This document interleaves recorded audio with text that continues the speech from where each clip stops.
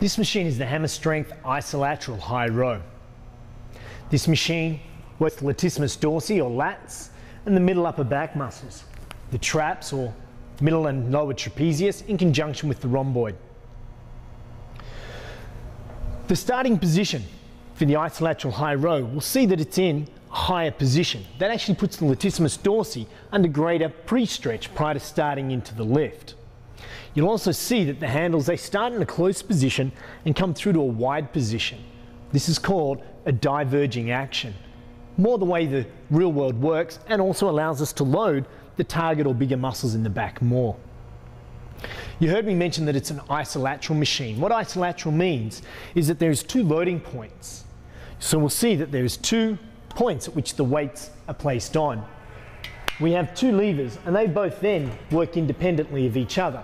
That allows me to do this machine using 2 hands, a single hand, or an alternating hand action, or if somebody's injured, an uneven weight. Its application to the real world. This sort of action is if you want to pull yourself up onto a ledge, or if you're in a sporting situation and you have to pull somebody down. The isolateral action on this machine, it allows us to work not the lats and the rhomboid alone, but it means we can do the single arm actions, which means that we're then also using the muscles that help develop lateral stability through the spine and also rotational force or power through the spine as well. So now we're ready to get set up. First thing you want to do is you want to make sure that you've placed an even weight on each of the loading horns, if it's an even weight that you desire. Then you want to adjust the seat height so that when you pull through, the arms come through, so the elbow comes through around a mid-chest position. Adjust the knee rest up, ready to start. So I've adjusted my seat height, it's in place, grabbing the handles in an overhand grip position. As you sit down, bump the knee pad, it'll come down, it'll lock you in place. We're now good to start lifting. So my chin is up, my chest is high, my stomach's braced. Squeeze the shoulders down out of the ears as you pull the elbows down through to the side of the body. And control back up to top range. Getting that bit of pre-stretch through the lats, shoulders are down as the elbows come through to the side of the body or torso. And control back up to top range. As we said, this machine, it's isolateral, so it can be used multiple ways. We just used it using 2 hands, which balances out a strength difference from one side to the other. We can also use it in a single hand mode. So with this mode, I have it with the single hand. I place my hand across the stomach. It reminds you to switch those core muscles on, keeping them braced. Still get that pre-stretch. Take that shoulder down as you pull that elbow through to the side of the torso, controlling back up to top range, getting a bit of a stretch. Down, pulling through to the side of the torso and back up.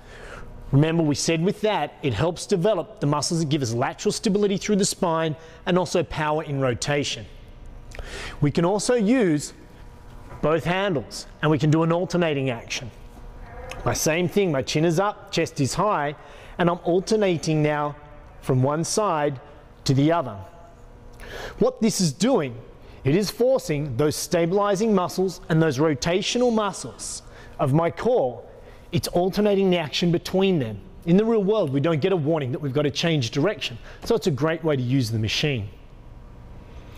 Some of the common mistakes that you'll see when people perform these style actions, they'll forget to engage their back and they'll start to pull from their bicep, because so often that's the way we do things in the real world.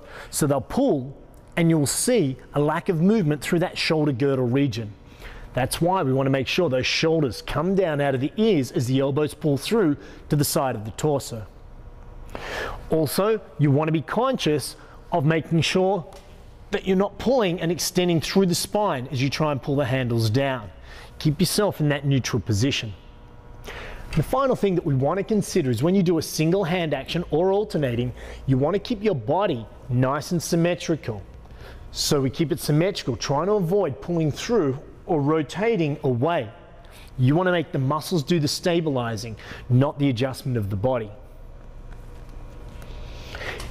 If you want to develop the balanced program, then you could look at doing the hammer strength Isolateral incline press.